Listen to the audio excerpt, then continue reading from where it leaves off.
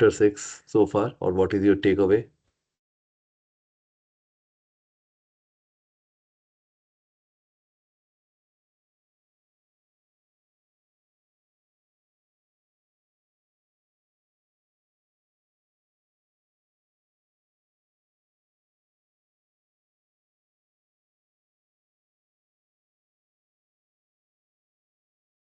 Any thoughts?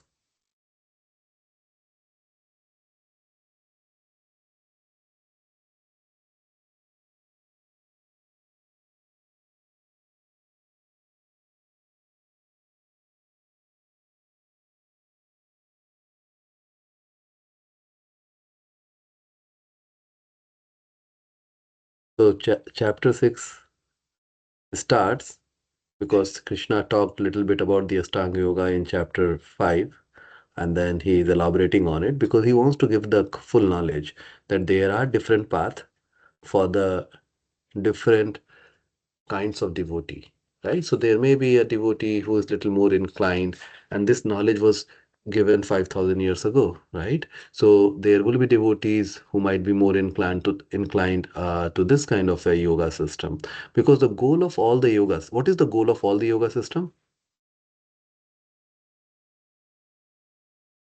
To connect with Return back to the Krishna. Yeah, to connect with self-realization, and self-realization is the general what people will call, but the self-realization, what we call, is the deeper is the love of Godhead, right? So that is the goal of all the yoga system. Uh, Now, Astanga Yoga also has the same goal, that one should be able to self-realize, right? Progress on the path of uh, spiritual life. Now, within the Astanga Yoga, it is in this chapter, it is describing the practice. And this practice has been divided into two aspects. Does anybody remember the technical term for it? What is the name for that? Those two categories? Yoga Ruruksha and Yoga Rudha. Very good. Yoga Ruksha and Yoga Rudha. And what is Yoga Ruksha, Prabhuji? What is Yoga Ruksha? The beginner stage of Ashtanga Yoga. Very in the good. Hindu. And what does it include?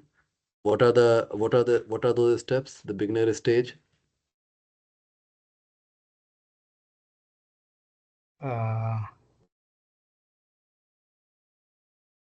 So the beginner stage, they are advised to or recommended to follow the Karma Kanda.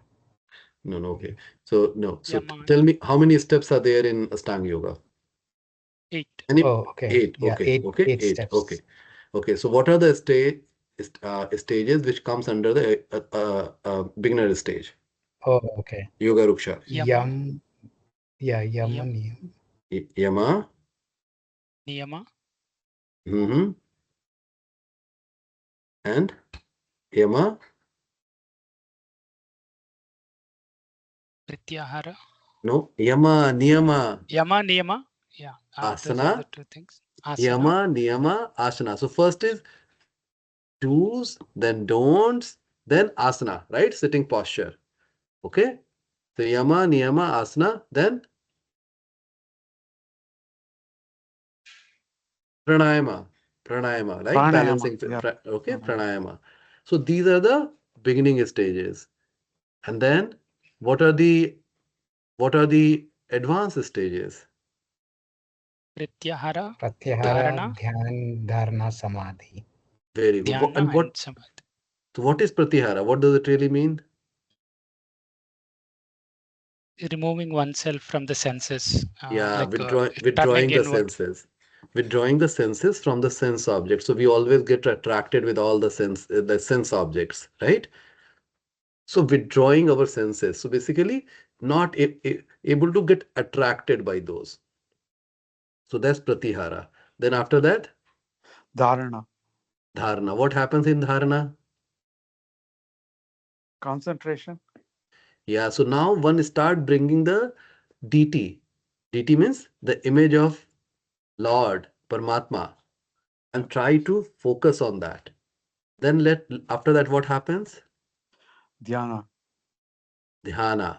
So dharana, so first we try to bring, so first we eliminated all the thoughts, then Yes. in the clean brain, clean mind, we bring the image of the Lord, Paramatma, and then we are focusing. So dharana is general focusing.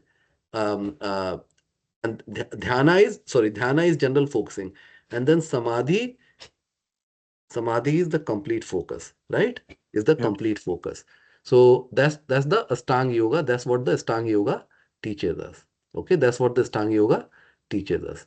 So the chapter so far, um, so now let me share my screen.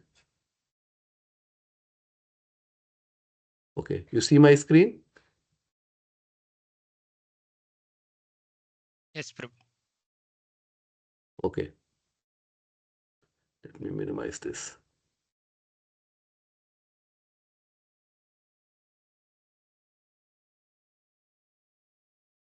Okay, so this is how the chapter has been divided, right? So the first 9 verses talks about the progress in Ashtanga Yoga. So what do you recall from the progress in the Ashtanga Yoga? What are some of the uh, concepts you recall?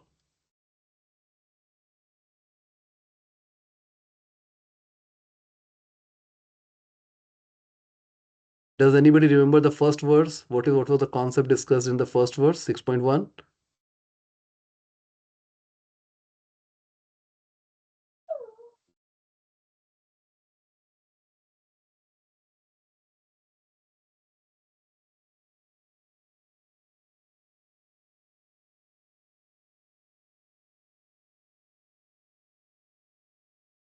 Yeah, in the first verse, what does Krishna talks about? You can read. Anybody can go and read 6.1. Read.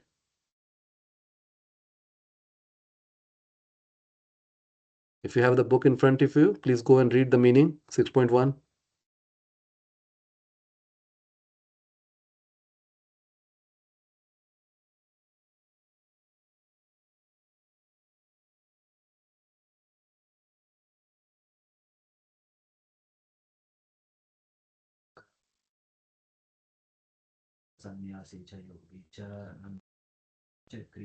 Okay, and what is the meaning, Prabhu? Yeah.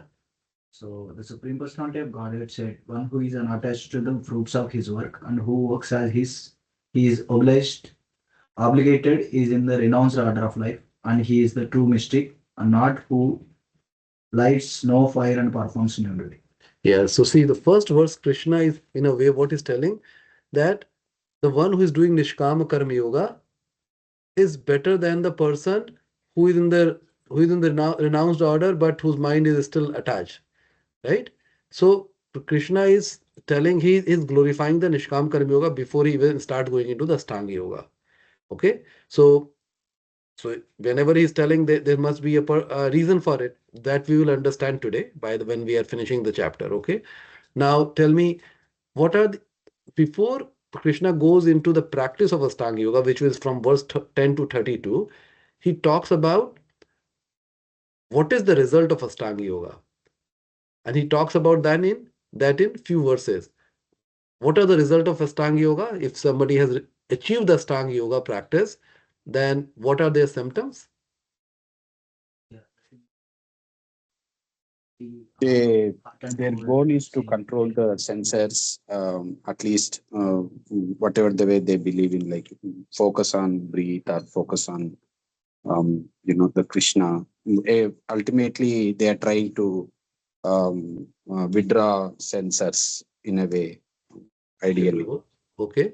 Here Shiva Prabhu, another Shiva Prabhu is also talking about. Yes, Prabhu, please go ahead. Yeah, the symptoms of the progress, like they will see after reaching samadhi, like they will see heat and cold as same, and heaven and cold as same, and he will see everyone as same, like whether he is enemy or friend, he will see. Very good, very good. So see, so the general symptom is first of all there won't be people means they will be self realized. They are at peaceful, right? mind is at the peaceful state. Then further, Krishna tells that those are the people, they see some darshina. They see the pebble and stone the same, the friend and enemy also as the same. So those are the symptom of somebody who have advanced to in the Ashtanga Yoga. Okay, that's how we just like you see in the chapter 2, Sthita Pragya. Question was asked, who are the people who are Sthita Pragya? Right? How do they sit? How do they talk? How do they walk? Right? And similarly, it is being explained. So any yoga system we go or anything we are studying, we should know what is the goal of learning that, and how do I realize that I have reached that stage. Okay, so that's the reason why that is discussed. Then the practice 10 verse 10 to 32, the practice of Ashtanga yoga is discussed. Initially, Krishna talks about how to sit, right, where to go, right, posture, yes, deer skin. So those are the beginning stages he talked about. Then the cleanliness, there to be external cleanliness and internal cleanliness. So those things he talks about. And then he goes into the advanced ones, that how to withdraw the senses. Okay, and then after that what happens. Okay, so he talks about those stuff. Then the third section was why and how to control the mind. Why and how control the mind. So why we have to control the mind?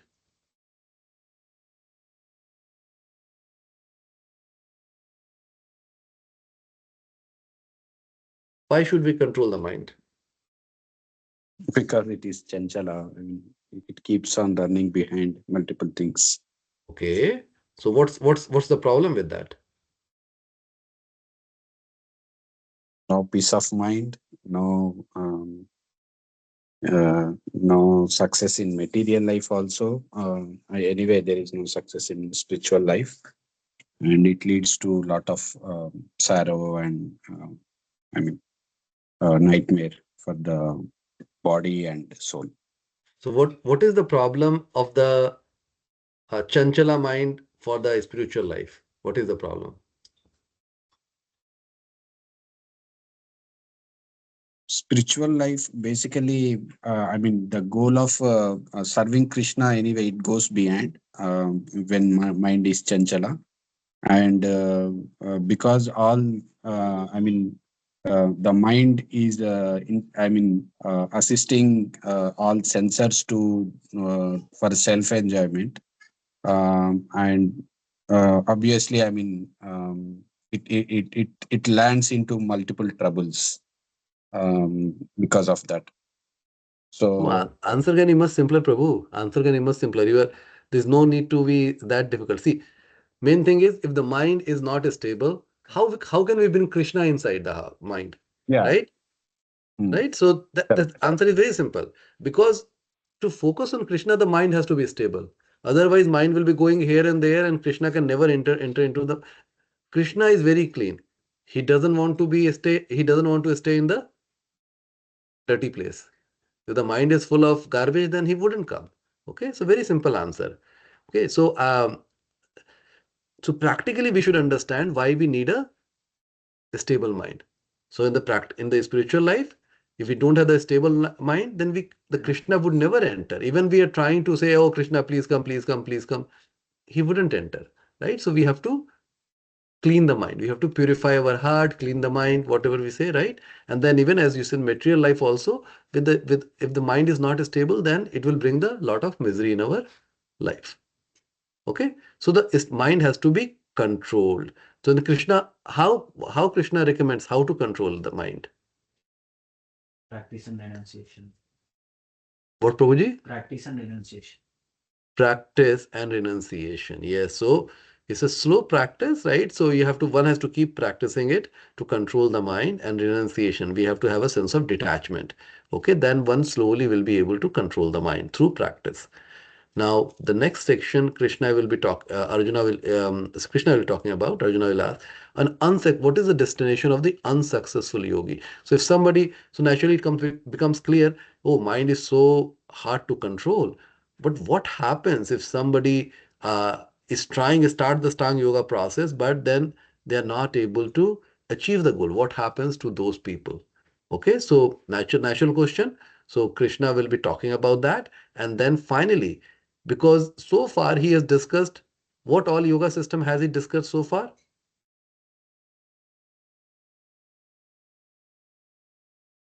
Karma Yoga, Gnana Yoga, and Dhyana Yoga in this chapter. Yeah, yes. So Karma Yoga, Jnana Yoga, and now Dhyana Yoga or Ashtanga Yoga, same thing. Okay, he's talking about so 3 yoga systems. He'll say, okay, I have discussed all the yoga system. Next question will come. Oh, yes, Krishna, you have told me all this yoga system. What should I do? Right? So Krishna is going to conclude that. Okay. So with that understanding, you're able to see because here this chapter is a little technical in terms of the ashna or all those stuff, right? I'm just trying to summarize and simplify in a way which becomes practical to all of us, right? Because anyway, you all are not practicing. None of us are practicing the Ashtanga Yoga, but it's good to know about the Ashtanga Yoga, and we should know the principle of Ashtanga Yoga, right? The mind has to be stabilized. We should appreciate those principles, and we can utilize in our practically. We can utilize in our life. Okay, so let's go into.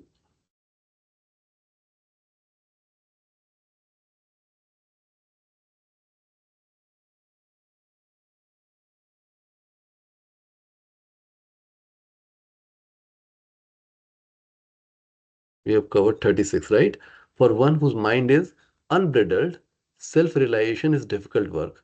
But he whose mind is controlled and who strives by appropriate means is assured of success. Right? So it's difficult to, right? But whose mind is controlled. So that's where we do the austerity, right? We do the fasting. We try to maintain a simple life. We follow the 4 regulative principles because the more we try to control our senses with the sense objects, the mind become because there's less input to the mind, right? To all the sense objects. So naturally the mind will start diminishing, right? Diminishing means it's becoming more stable. So think from that perspective. Okay. Now, let me go through the section here. So advancing in Ashtanga Yoga. So yoga and sannyasa are the same. That is what Krishna initially talks about. Okay. Then the 2 levels of Ashtanga Yoga. One is called Aruksha. The other is called Aruddha. Okay. Mind is both the friend and the enemy and the symptom of a person in Yoga Ruddha stage, right? Advanced stage we talked about. And then the stage of Ashtanga Yoga, initially practicing stage of Ashtanga Yoga, this is where the basic practice, recommendation and goal of Ashtanga Yoga is established, sitting posture and everything was established. 18 to 23 was a perfectional stage of Ashtanga Yoga, which is Aruddha stage, various aspects and realization of a perfection, how one know that one is progressing, okay? And then attaining perfection in Ashtanga Yoga, realizing the super soul. So here there were two terms which was used. I'll come to that. So method to attain Yoga Ruddha stage and the success formula of bringing the mind back. So of course mind is talked multiple times how the mind will, because in the advanced state the mind is not controlled. I won't be able to do the dharana. If I won't be able to do the dharana, then I won't be able to do the dhyana. Then I won't be able to go to samadhi. Okay, so the mind control was talked about. Then what happens? One is able to come to the advanced stage, then 2 things happen. The platform of Brahma Bhuta. So one is start realizing the Atma aspect, and the other is Brahma Samsparsha, which is realizing Paramatma, and then seeing Krishna everywhere. So this is another very important concept which we can derive from the Ashtanga Yoga practice. If somebody has reached the Ashtanga Yoga, what are some of the things in general, in a practical sense, one would show? Of course, we talked about they will see equal and everything, but there are the other aspects were also talked about, which is one will see the soul, one would know that I am a soul, right? One will know that I have the super soul and other people also have the super soul. And one would know that we are all in the super soul. So this is shouldn't be get confusing. Let me talk here, okay? So and there is a nice actually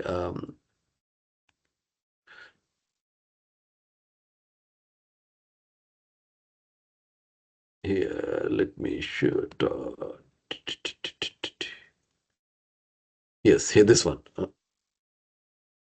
Yes, here. So this is all our souls, right? So this is the understanding. Once when reaches the samadhi, the understand all what they see, once they reach the samadhi, this is the, when we say somebody is self-realized, what does it really means? Self-realized means I really just, it's not theoretical knowledge that I am soul. I see my soul. I feel my soul, right? There is no ambiguity. I have realized that I am soul, and the concept of body should not be there. Then the second is, in all is super soul. So I know that in everybody, in everything, there's super soul, just not the living being. Everywhere we see super soul, right? In all is super soul. And then the third is, in super soul is all. How do we understand the third aspect? In super soul is all.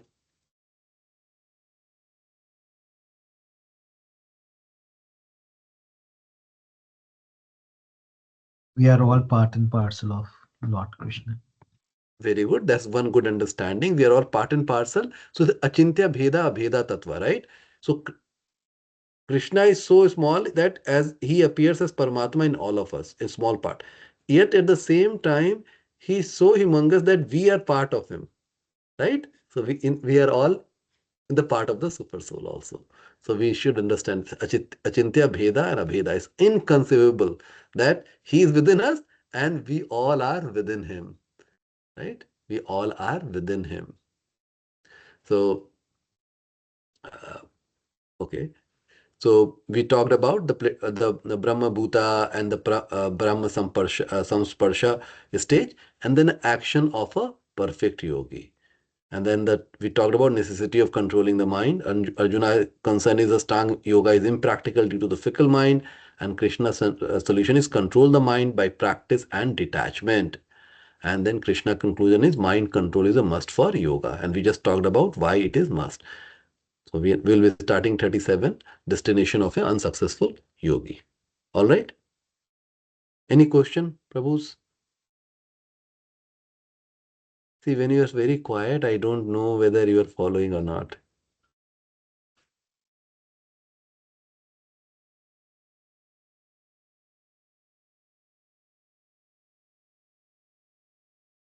Okay. Yes, Prabhu, you can come. You all see? It's clear, Prabhu? Okay. So destination of an unsuccessful yogi. So we'll starting 37. So Arjuna uvacha ayati shraddho yopato Ayati Saddha yoga chalita manasa Yoga Charita Manasaha aprapya yoga samsiddhim Aprapya Yoga Samsiddhim kam gatim Krishna gacchati. Gatim Krishna Gacchati. Arjuna said, "O Krishna, what is the destination of the unsuccessful transcendentalist, who in the beginning takes to the process of self-realization with faith, but later desist, desist due to worldly mindedness and thus does not attain perfection in mysticism?" So they start very very strong. And you'll see most of the people, when we start, we are very enthusiastic. And I've heard this not for just from the Grihastha practitioner, even from the Brahmachari practitioner, that at the initially I used to run for Mangal Aarti at 2 a.m. And we'll chant, finish the chanting, and then we will attend the Mangal Aarti. But then slowly we start losing the enthusiasm. So we have to be careful how we are able to check our enthusiasm, because we are not here for the sprint. We are here for the marathon. Okay, so we have to make sure we're able to maintain the um, enthusiasm throughout our life in a constant manner and keep increasing. Okay, it's not that initially I become very enthusiastic and then suddenly I lose it. So but generally what happens when the people start very fast and then they go very down? Because mindedness worldly mindedness is one thing, and the other is a doubt also. Oh, that I have been practicing, I don't see any progress, nothing is happening, I don't feel Krishna, right? So because we are looking for the taste and we are not getting the taste, so why not? So of course, the quality of our chanting is very important. Okay, and even our ability to see Krishna. Krishna is all around us.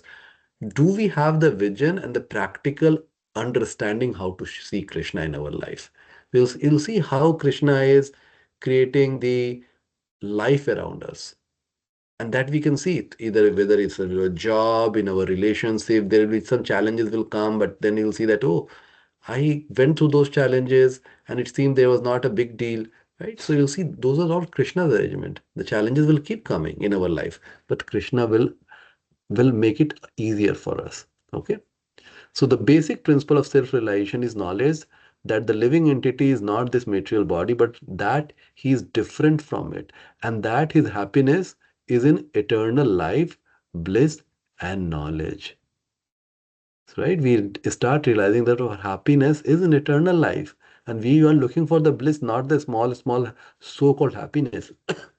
And we want to learn more and more of these subjects. We'll derive like our enthusiasm should be more for listening, more for reading. Okay. Self Self-realization is sought by the path of knowledge, by the practice of the eightfold system, or by the bhakti yoga. In each of these processes, and why is it eightfold system or by bhakti yoga?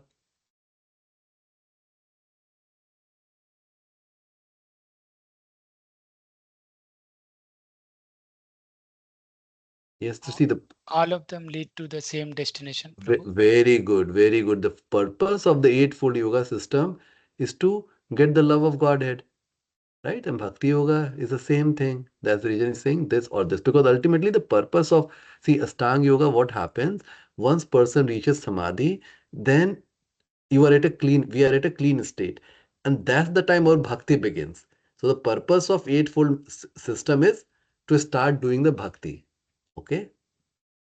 So in each of these processes, one has to realize the constitutional position of the living entity, his relationship with God, and the activities whereby he can re-establish the lost link and achieve the highest perfectional stage of Krishna consciousness. Following any of the above mentioned three methods, one is sure to reach the supreme goal sooner or later. This was asserted by the Lord in the second chapter. Even a little endeavor on the transcendental path offers a great hope for deliverance. Out of these three methods, the path of Bhakti Yoga is especially suitable for this age because it is the most direct method of God realization. Okay. One may sincerely accept the path of self-realization, but the process of cultivation of knowledge and the practice of the Eightfold Yoga system are generally very difficult for this age. Therefore, despite constant endeavor, one may fail for many reasons. A conditioned soul is already allured by the modes of material energy, and there is every chance of being allured again, even by performing transcendental disciplines. This is called yoga chalita manasa. Yeah, while I'm doing performing the yoga, still the mana is chanchala, chalita manasa. It's always walking. Uh, Deviation from the transcendental path. Arjuna is inquisitive to know the result of deviation from the path of self-realization. So many times, so majority of the time, we deviate because we are not careful. So here look carefully, okay? Many times, this is practically I'm talking about. Many times we deviate because we are not careful of the Maya Devi. We think, I am a practicing devotee, nothing will happen. And then we get caught up. For example, I heard once that if there are brahmacharis and they are saying that, I'm not going to get married. I'm not going to get married. I'm not going to get married. You tell what happens after that. If some brahmachari just in the mind is telling, I'm not going to get married, I'm not going to get married, I'm not going to get married, what happens after that?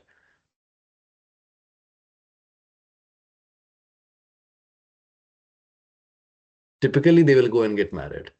Why? Why? Still controlling. Yeah, and it's just because they're thinking about marriage, right? Even though in the negative sense, because they're thinking of the marriage. So what we have to do, we have to fill our mind with Krishna Katha, right? And never think that, oh, I would never do this, never do that, because then Krishna comes in the form of Maya Devi to test us. And naturally, we fail the test because we are not strong enough. Okay. So majority of the time, we should always be very humble, knowing that Maya Devi is very strong. She can just slap us and then we will just fall down. Okay, so we should always, even Prabhupada say that we should pray to Maya Devi that please help me. I am very weak. Please help me to progress to Krishna consciousness. We should have maintain a humble mood, and even, let's say, sometimes we fall down, we should get up and keep walking. We shouldn't be just contemplating why I fell down. Okay, makes sense, Prabhus?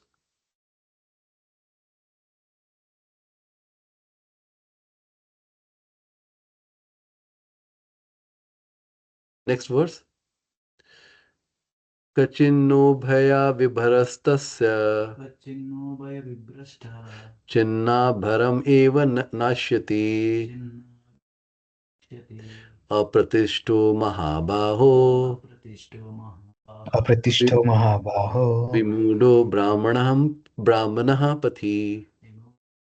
Vibhudo Brahmana Pati. O mighty our Krishna, does not such a man who is bewildered from the path of transcendence fall away from both spiritual and material success and perish like a riven cloud with no position in any sphere? Right? So when the person who gets bewildered from the path of transcendence, so somebody was practicing on the path of transcendence, they get bewildered and they fall away. Now, of course, when they fall away, now they were naturally, to move in the spiritual path, they were not doing over endeavoring in material success. Now, because they have fallen from the spiritual path, now you're not either in the spiritual path or the material success. And then you say that, oh, I don't belong anywhere. Then what is their position in any sphere? Okay, very pertinent question, right? So if the aspiring transcendentalist fails, then he apparently loses both ways. In other words, he can enjoy neither material happiness nor spiritual success. So that's the question. Etan me samsayam Krishna Etan me samshayam Tanme Krishna. Samshayam Krishna. chetum arhasi asheshatah Chetu Arhasi Asheshyata.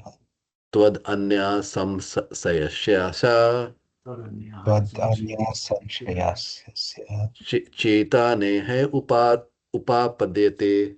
Let me take this call. Chetana Hare Krishna Prabhu. Yupapadyate. Dandas Pranam Prabhuji. Jai Shri Prabhupada. Yes. हाँ प्रभु.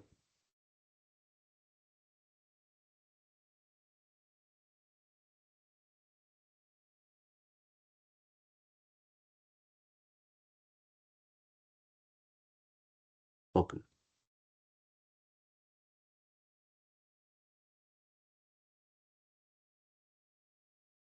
Okay. Okay, Prabhu, I'm listening, Prabhu. Yes.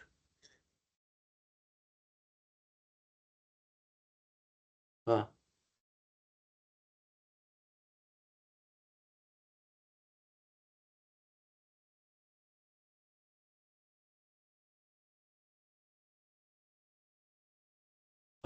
Prabhu, what time you want us to be there?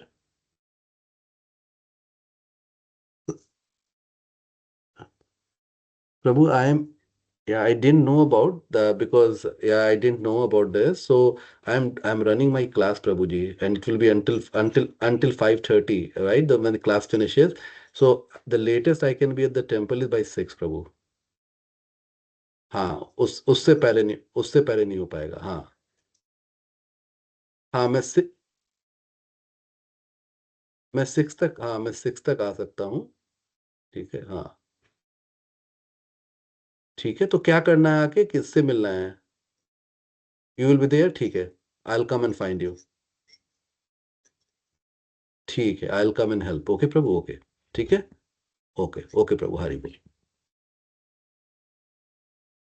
Okay प्रभु. Sorry about that. Okay, so this is my doubt, O Krishna, and I ask you to dispel it completely. But for you, no one is to be found who can destroy this doubt. So he's naturally asking, this is my doubt. Please remove it from me. So Arjuna wants to know the future of the unsuccessful transcendentalist. And therefore, the verdict of Krishna is the final and complete answer to all doubts, because he knows past, present, and future perfectly. So Arjuna is going to the right source to know the answer. So now Krishna is going to answer. Shri Bhagwan Uvacha Parthanaivaha namutre Parthaneva namutra Vinashastasya vidyate vinashastasya Nahi vidyate kalyanakrit kasyid nahi kalyana nahi kalyanakrit kasyit Durgatim tata gacchati. durgatim tat gacchati. The Supreme Personality of Godhead said, Son of Pṛthā, a transcendentalist engaged in auspicious activities does not meet with destruction either in this world or in the spiritual world. One who does good, my friend, is never overcome by evil. See, when you read this, what comes to your mind? Anything, any emotions? Assurance, Prabhu.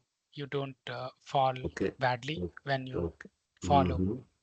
Yes, okay, assurance. What else? Anything else?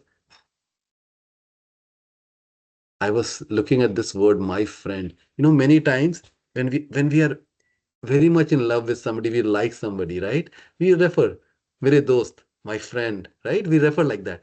Krishna is so like full of love. He's telling my friend, why do you worry? Means once anybody is engaged in auspicious activity, does not meet with the destruction either in this world or in the spiritual world. So our bhakti, any step we take on the path of transcendental is never lost. Is never lost. So here there is a Srimad Bhagavatam, Narad Muni instruct Vyasdev. So if someone gives up all material prospects and takes complete shelter of the Supreme Personality of Godhead, there is no loss or degradation in any way.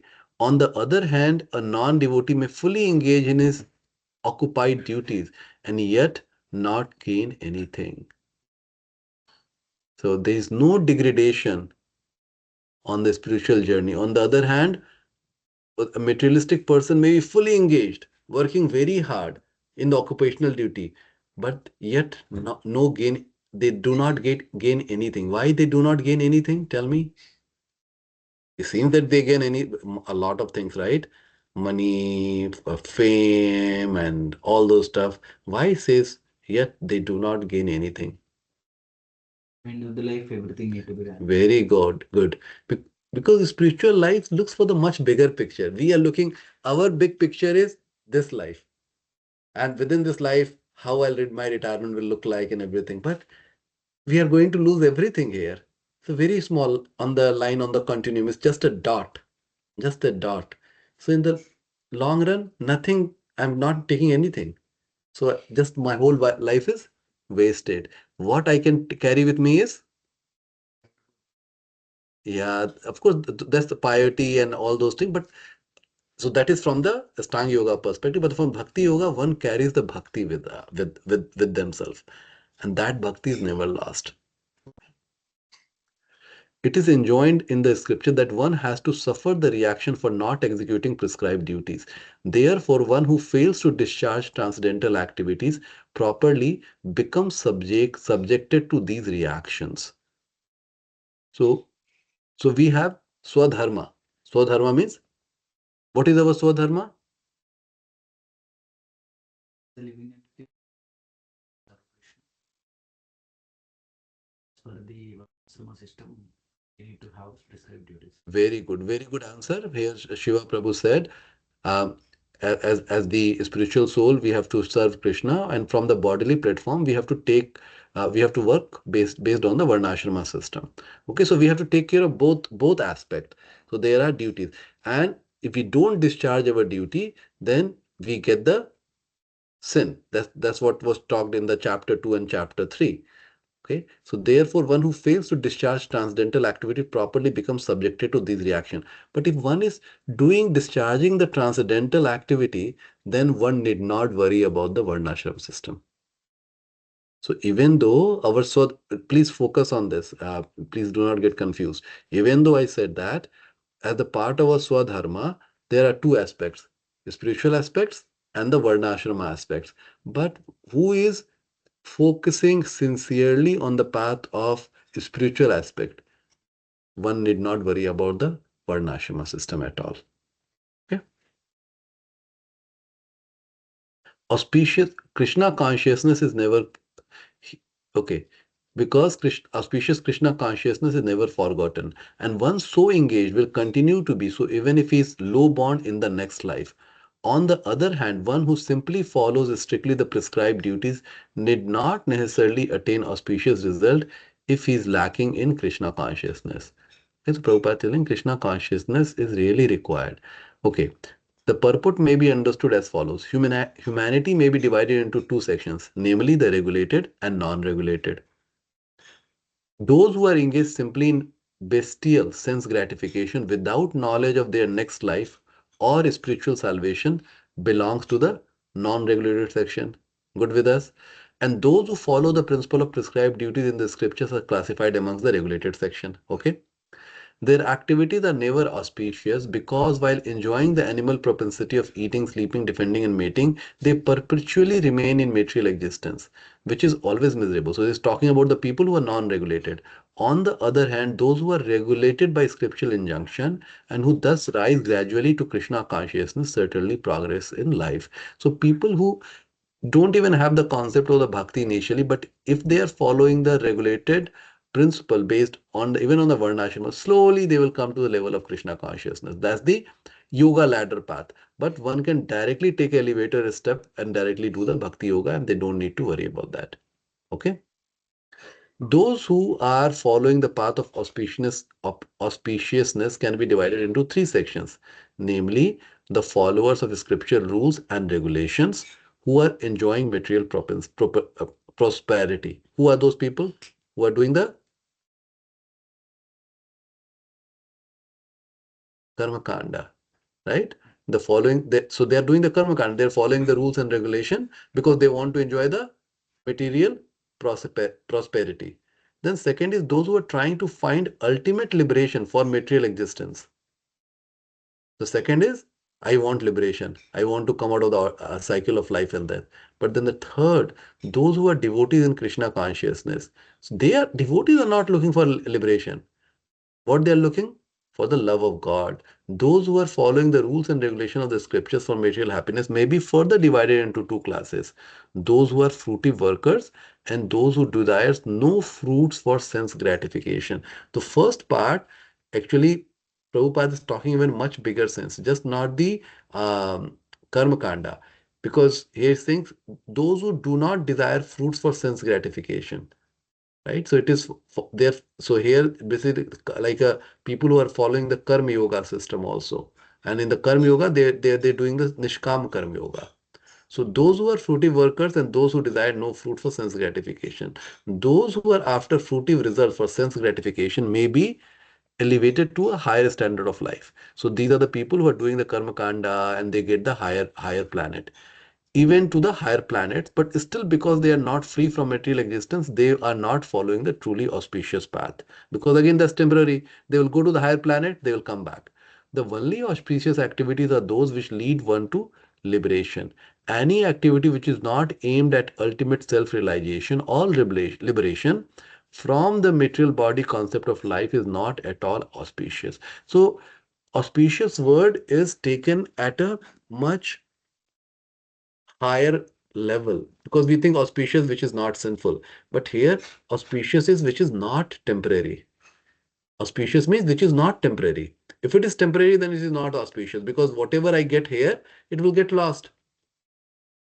You understand this sentence where I have underlined it again? Any activity which is not aimed at ultimate self-realization or liberation from the material bodily concept of life is not at all auspicious. Activity in Krishna consciousness is only auspicious activity, and anyone who voluntarily accepts all bodily discomforts for the sake of making progress on the path of Krishna consciousness can be called a perfect transcendentalist under severe austerity. Make sense?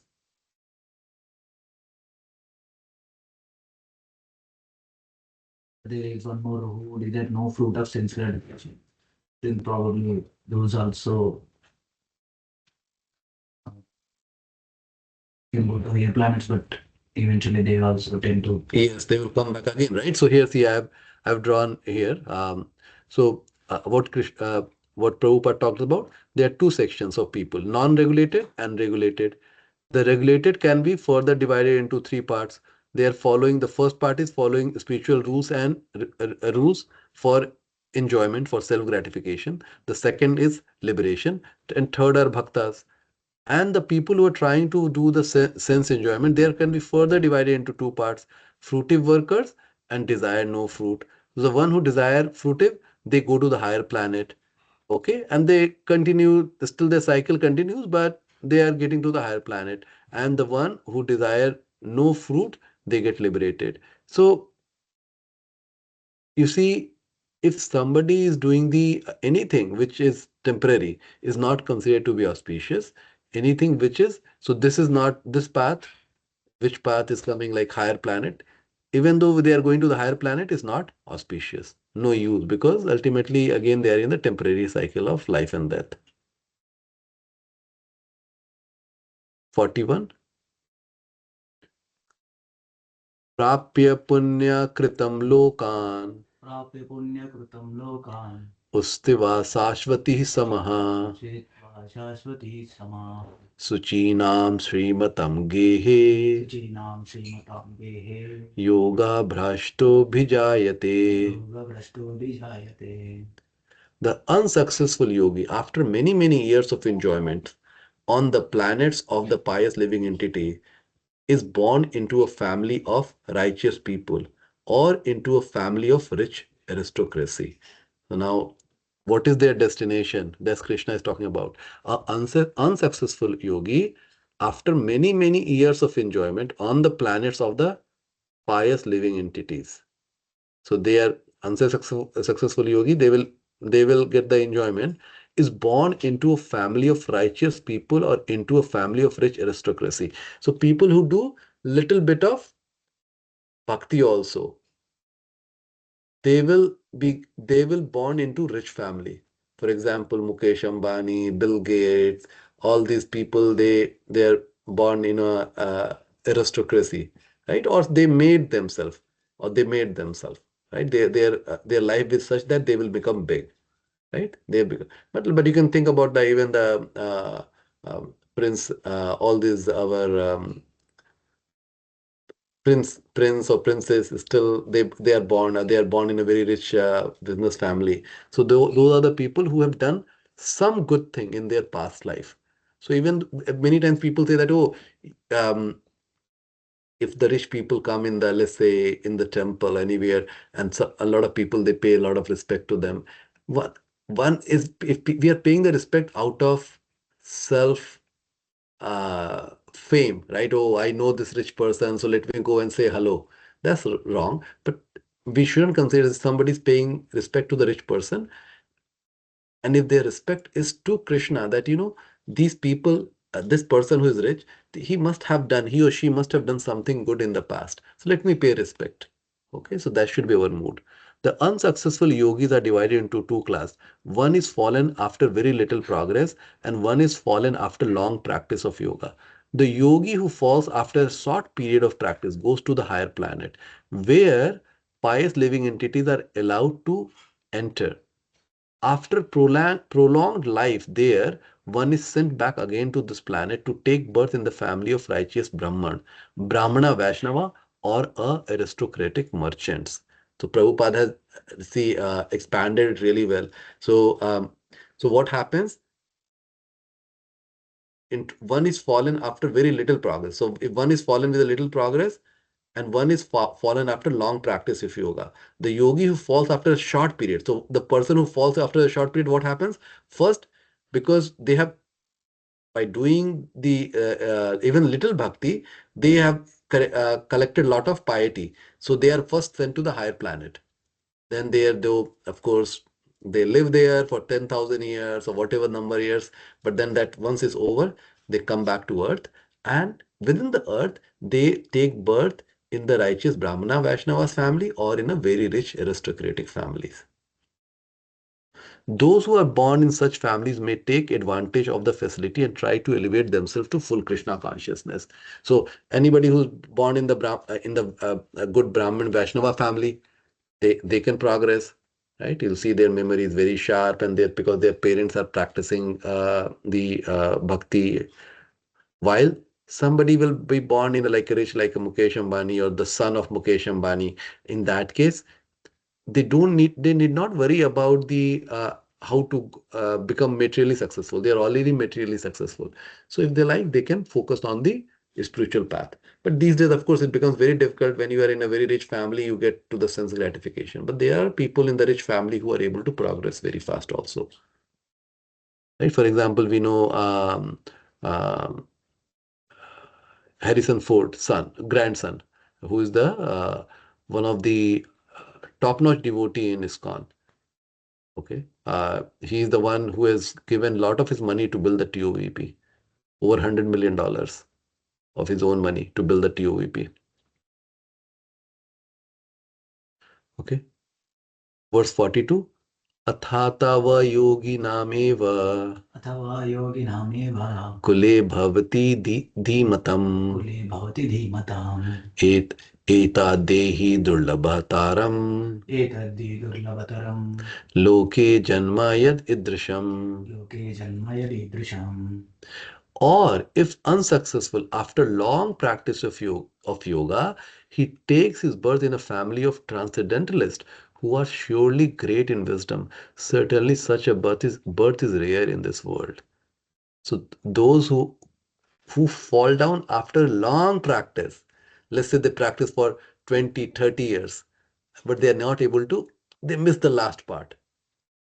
They will be born into the family of a Vaishnava. So from the very beginning, early childhood, they will start practicing bhakti so that they can go back. And you'll see a lot of, yesterday I saw a YouTube video where one chap, he's only 8-year-old, he has remembered more than 2,000 verses. And it's just not 2,000 verses, he knows word by word meaning, he understands those verses. He can teach any of us. He understands those verses, he goes word by word meaning. And he was asked, how did you learn? He said that through Prabhupada's purport. Not the purport, the synonyms. He gave the right word by word translation. Just going and every day he's able to memorize 50 verses. His memory is so sharp. So these are the people who are devotees in the past. Otherwise, it's very, very hard, right? Birth in a family of yogis or transcendentalists. Okay, question, Santosh Prabhu. Yes, go ahead. Prabhuji, so bhaktas like that who fell from, their initial practice and go to higher planet, do they remember that, they had initial birth on Prithvi Loka and they did bhakti? Do they remember that? I'm just curious. Okay, Prabhu. So just like on the Earth planet also, some people remember and majority people don't, right? So similarly on the higher planet also, I presume is the same case that somebody may, depending on if the Krishna wants us to remember, they will Right. remember. But if I have to make the logical conclusion, I think probably not. Because if you remember that, oh, you're going to fall down on earth again, right? I was on Right. earth and then I got this. And then you won't be able to even enjoy, right? And Yeah. if you're enjoying, so for that, so I assume I haven't read about this myself, that what is the if they remember or not. So Yeah. I'm drawing this based on my logical conclusion here at this point of time. Okay. Okay. Okay, Thank Prabhu? you. Yeah, Prabhu. So, birth in a family of yogi or transcendentalist, those with great wisdom, is praised herein because the child born in such a family receives a spiritual impetus from the very beginning of his life. It is especially the case in the Acharya or Goswami's families. Such families are very learned and devoted by tradition and training, and thus they become spiritual masters. So we know in India also there are some Babajis like who they from the very beginning they were like totally renounced. In our sampradaya there is Who, Prabhuji? Bhakti Siddhanta Saraswati Thakur Maharaj, yes, Bhakti Siddhanta from the very beginning, right? Prabhupada was showing those same tendency. He was just, as a play, he will be just taking the Jagannath Rath Yatra and all those stuff, right? Then even some of the Prabhupada disciples, from the very beginning, they would be showing these tendencies to just become a sadhu from the very beginning, right? Like Radha Govind Maharaj, I've heard, right? So there are many sadhus in the ISKCON family who, from the very beginning, they were renunciate. They just wanted to know about the bhakti.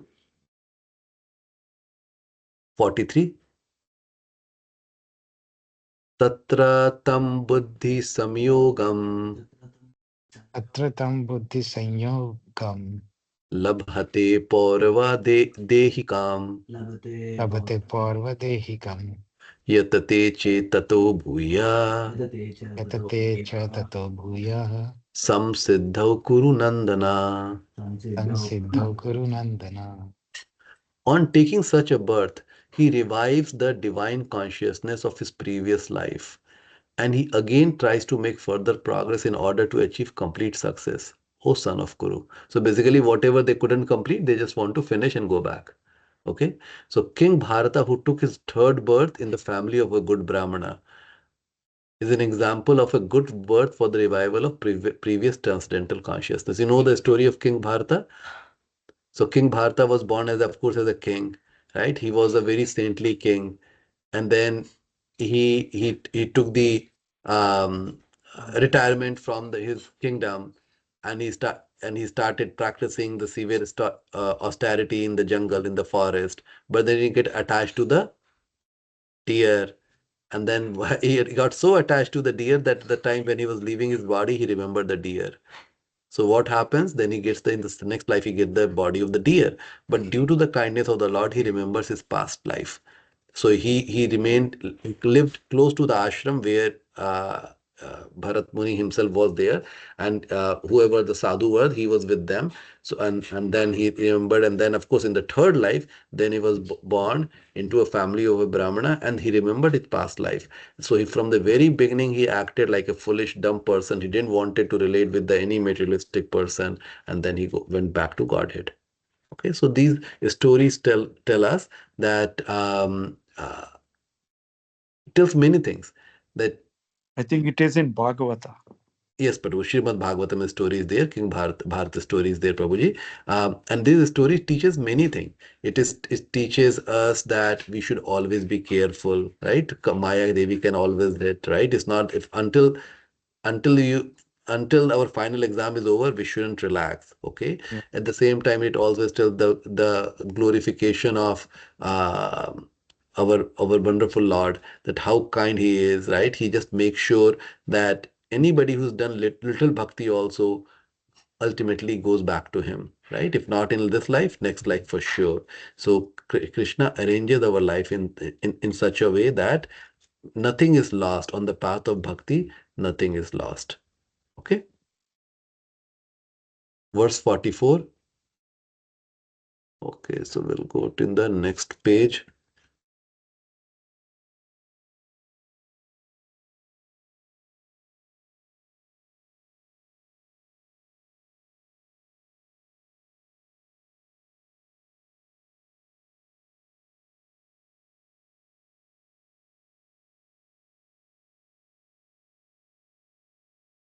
Okay.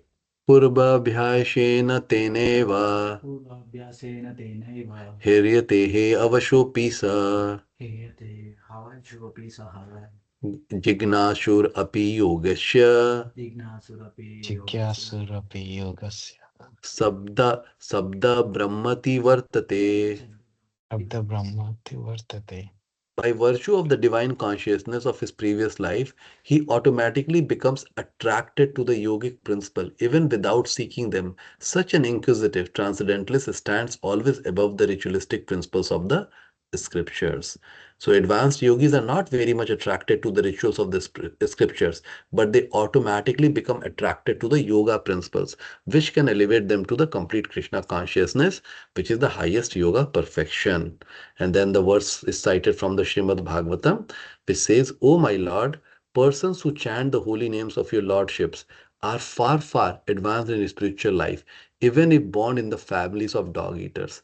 So person who is chanting, even if they are born in a very low grade family, they are much higher. Such chanters have undoubtedly performed all kinds of austerity and sacrifices, bashed, bathed, bathed, or bath in all sacred places and finished all scripture duties. So person who is chanting, they are much bigger renunciate than the people who are going to all the sacred places, taking the bath. So, a lot of devotees, they're not going to the Mahakumbh because they are chanting on their beads, which is like taking the dip every day. So why to go and take a dip in one day when you can take the dip every day by chanting multiple times? The famous example of this was presented by Lord Chaitanya, who accepted Thakur Haridas as one of his most important disciples. Although Thakur Haridas happened to take his birth in a Muslim family, he was elevated to the post of Namacharya by Lord Chaitanya due to his rigidly attended principle of chanting 300,000 holy names of the Lord daily, which is like 192 rounds every day. 100. So we chant 16 rounds, 192 rounds every day. So he would only sleep for 2 days, 2 hours. Okay. So he would chant Hare Krishna Maha Mantra 192 rounds every day. And because he chanted the holy name of the Lord constantly, it is understood that in his previous life, he must have passed through all the ritualistic method of the Vedas known as Sabda Brahma. Unless therefore one is purified, one cannot take to the principle of Krishna consciousness or become engaged in chanting the holy name of the Lord, Hare Krishna. So Haridas Thakur, every day the devotee remember Haridas Thakur. Whenever we are praying to the Vaishnava, we seek his blessing that we can become a good devotee. And Muslims are considered to be the low people because they don't understand, they eat the meat, and that's the reason he considers his life to be a low born family, right? That you are born in a family who don't understand the Sanatan principle. Okay. Verse 45. Prayatanad yatmanastu Prayatnadayatmanastu yogi samsudha kilbisha yogi sanshuddhi kilbishara aneka janma samsiddhas aneka janma sansiddhas tato yati parmagatim. tato yati parmagatam. And when the yogi engages himself with sincere endeavor in making further progress, being washed of all contamination, then ultimately achieving perfection after many, many births of practice, he attains the supreme goal. Right? And when the yogi engages himself with sincere endeavor in making further progress, being washed of all contaminations, then ultimately achieving perfection after many, many birth of practice, he attains the supreme goal. So a person born in a particular righteous, aristocratic or sacred family becomes consciousness of his favorable condition for executing yoga practice with determination. Therefore, he begins his unfinished task and thus he completely cleanses himself of all material contamination. When he is finally free from all contaminations, he attains the supreme perfection, Krishna consciousness. Krishna consciousness is the perfect state of being freed of all contamination. So any yoga practice, so in the is there a precondition for doing the Jnana yoga? Purification. One has to be purified before one can do the Jnana yoga. For the Karma yoga, is there any precondition? No, right? But because, yeah, in the practice of Karma yoga, one becomes purified slowly, right? And then they can go on the path of bhakti directly. Or if somebody is doing the bhakti practice, then they are in every action which they are doing, they are getting purified, yet at the same time, they are moving towards Krishna. We say the goal and the process is the same, right? In the case of bhakti. After many births of, so this is from Bhagavad Gita. Will be next chapter we are going to read. After many births of executing pious activities, when one is completely freed from all contamination and from all illusory dualities, one becomes engaged in the transcendental loving service of the Lord. After many births of executing pious activities, so the people who are going, like, they are doing yoga system, it takes many life for them, many births of executing pious activities, because they are focusing on the pious activities. When one is completely freed, so as they are doing this pious activities, and they are getting freed, then only they are able to become the devotee. So it takes time. The people who are not following the bhakti yoga system, but they are following other path, it takes much longer time, but ultimately also they will also get to the same destination. Even in Dhyana Yoga system as well, whoever is practicing Dhyana Yoga, if they are fall down like next birth, they get the favorable situation and they'll be able to continue the practice. And that also, it's not assured that in same birth they may achieve it. It takes many births. Yes, Prabhuji, yes. In chapter 18 also, Krishna will bring the topic that how the, in other chapter might also it will be there, that how the people who are on the Dhyana Yoga path or Stanga Yoga path, unless they come in contact with the devotee of the Lord, they are not able to progress in a true sense on the Bhakti path. Okay. Verse 46. Tapashvibho dikho yogi, tapasvibhyo dhiko yogi, jnanibhyopi mato dikha, jnani bhyopi matodika, कर्मिभ्यश्चाधिको Yogi, karmi bhashya dhiko yogi, तस्मद् Yogi भवार्जुना. tasmat yogi bhavarjana. A yogi is greater. So here it is talking about who is the yogi. Here yogi is greater than the ascetic, and greater than the empirist, and greater than a fruitive worker. So who is ascetic? Sorry, Prabhu? Who does pious activity? Who does pious activity? Ascetics, like the people who go to the Vairagi, yes. Renunciate. Yeah. Renunciate, yes. Renunciate, ascetic. Yeah, they are people who go to the forest and they renounce everything. So yogi is greater than them. And they are greater than empirist. Who are empiricists? Yeah, Jnani people. So ascetics are like a Dhyana yogi, like the Astanga yogi, ascetic. Empiricists are the Jnani yogis. And they are greater than the fruitive worker, naturally, yogis. So yogi is greater than all.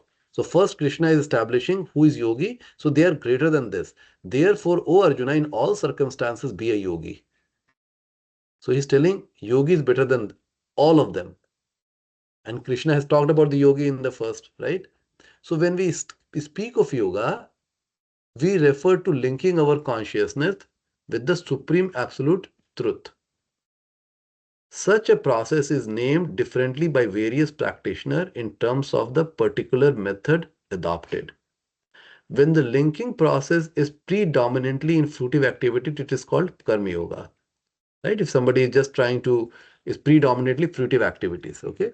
When it is predominantly empirical, it is called Jnana Yoga. And when it is predominantly in a devotional relationship with the Supreme Lord, it's called Bhakti Yoga. Bhakti Yoga or Krishna consciousness is the ultimate perfection of all yogas, or will be explained in the next verse. The Lord has confirmed here in the superiority of yoga, but he has not mentioned that it is better than Bhakti Yoga. Bhakti Yoga is full spiritual knowledge and therefore nothing can excel it. Asceticism without self-knowledge is imperfect. Asceticism means becoming a renunciate. Without self-knowledge is imperfect. Empiric knowledge, jnana means empiric knowledge, without surrender to the Supreme Lord is also imperfect. A fruitive work without Krishna consciousness is a waste of time. Therefore, the most highly praised form of yoga performance mentioned here is Bhakti Yoga. And this is still more clearly explained in the next verse. Okay, so first Krishna is explaining who the yogis, and Prabhupada has then given and told like more elaborately the different yoga system. Okay, so it is better to be yogi than become a renunciate. We understand, or the jnani. Okay, but then if somebody is within the yoga system, somebody is connecting the work. If I'm a fruity worker, which we most of us are, fruity worker, we are connecting it to Kṛṣṇa, right? We are connecting everything, whatever we are earning, all our relationships and everything, then that becomes the karma yoga, and we start offering the result. So first we have to get detached from the result of our work, and then we should start offering that result to Kṛṣṇa.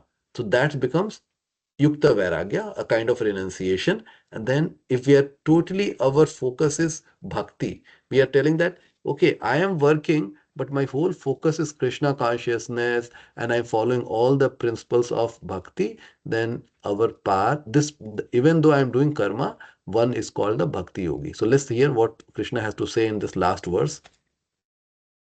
So I have 7 minutes. This is the verse worth memorizing. Yoginamapi sarvesham योगिनामपि Yoginamapi sarvesham madgati antar atmana madgati antaratmana shraddhavan bhajate yo mam Shraddhavan bhajate yomam same yukta tamo matah. Tame yuktamo matah. So Sri Shraddhavan, which is who is in full faith, and the bhajate is who renders transcendental loving service, and Yukta Tamaha, the greatest yogi. So here Krishna is telling who is Yukta Tamaha, who is the greatest yogi. So of all the yogis, who is the greatest yogi? Now he's telling. And of all the yogis, the one with great faith, who always abides in me, thinks of me within himself, and renders transcendental loving service to me. He is the most intimately united with me in yoga and is the highest of all. That is my opinion. So there is Karma Yogi, Jnana Yogi, Dhyana Yogi, but he's telling who is the highest. So Krishna is telling, I have told you all the yoga, but yogis, right? Of all yogis, the one with great faith who always abides in me. So this yogi, who is the highest, this yogi, what is the characteristic? He's always abiding in Krishna. Abiding means always following Krishna's. And this person is always thinking of Krishna, thinks of me within himself. So all that externally he might seem like a materialistic, but within himself, he's always thinking about Krishna. And he is rendering transcendental loving service to Krishna. So always he's serving Krishna above the three modes because he just wants to please the Lord. His whole goal is to please the Lord. And that person, he is the most intimately, and that kind of person has the most intimate relationship with Krishna, united with me in yoga. And that person is the highest of all. And Krishna is telling, again, he's telling that that is my opinion. He's not telling that you have to follow. He's telling that is my opinion. And if somebody knows, oh, Krishna is the Supreme Personality of Godhead, then we know that, oh, we should follow. If somebody who is not, who doesn't understand this, they'll know, oh, this is Krishna's opinion. He is also a person, and they won't follow it. And that's the reason people who read Bhagavad Gita, and if they are not coming from a position of uh, like how the Arjuna approached Krishna, then they won't be able to understand Bhagavad Gita at all. Okay. The English word worship cannot be used in the same sense as bhaj. But so bhaj has a bigger connotation. Worship means to adore or to show respect and honor to the worthy one. But service with love and faith is especially meant for the Supreme Personality of Godhead. Okay, so it's not bhaj doesn't mean worship. Worship is a very low level, adoring, right? I worship my boss, I worship my children, I worship my girlfriend or wife or husband, right? It's, but here the bhaj means service with love and faith. And that word can only be used for the Supreme Personality of Godhead. So Bhagavatam, this is from the Canto 11. Anyone who does not render service and neglects his duty unto the primeval Lord, who is the source of all living entities, will certainly fall down from his constitutional position. So if somebody is not if they are not bhajanti, so na bhajanti, avjanati. So one who is not doing the bhajan, what is their condition? They will fall down from their constitutional position. Word bhajanti is used. So in this verse also the word bhajanti is used. Therefore bhajanti is applicable to the Supreme Lord only, whereas the word worship can be applied to demigods or to any other common living entity. The culmination of all kinds of yoga practice lies in bhakti yoga. All other yogas are but means to come to the point of bhakti in bhakti yoga. So culmination of all yoga lies in bhakti yoga. So as we are discussing, even Ashtanga yoga, like once I get to samadhi, then I need from there on I can practice the bhakti yoga. Similarly, in the Jnana yoga, once I am totally means I'm totally understood Krishna, I'm self-realized, then in that case, the bhakti yoga starts after coming in contact with the devotee. Okay.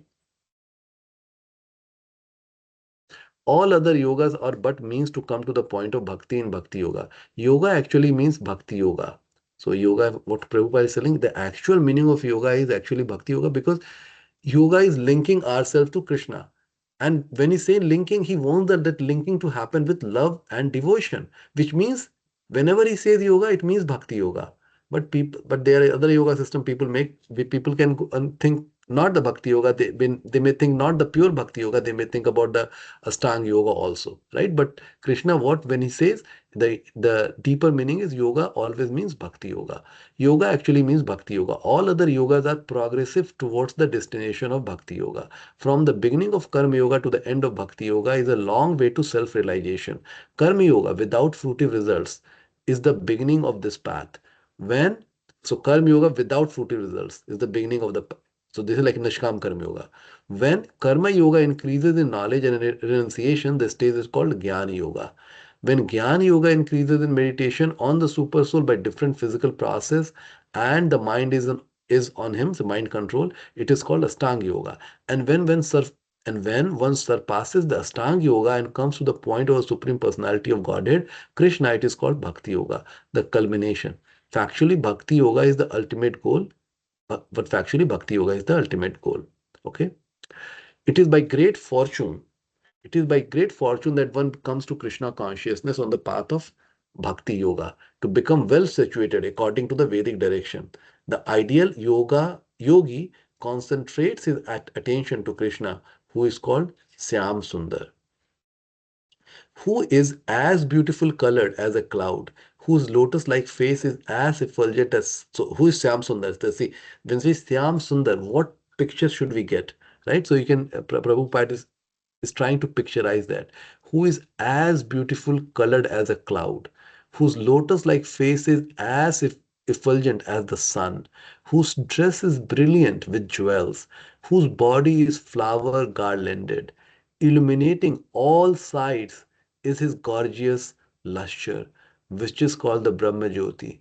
He incarnates in different forms such as Rama, Narsimha, Varaha and Krishna, the Supreme Personality of Godhead, and he descends like a human being as the son of Mother Yashoda, and he is known as Krishna, Govinda, and Vasudeva. He is the perfect child, husband, friend, and a master. He is full with all opulences and the transcendental qualities. If one remains fully consciousness of this feature of the Lord, he is called the highest yogi. So this should be more like this is why. So when we are saying that I am focusing on Syam Sundar, we should see how beautiful Krishna is, all those things, and then think how Krishna appeared, right? And he is known as Govinda, Vasudeva, how he was a perfect friend, perfect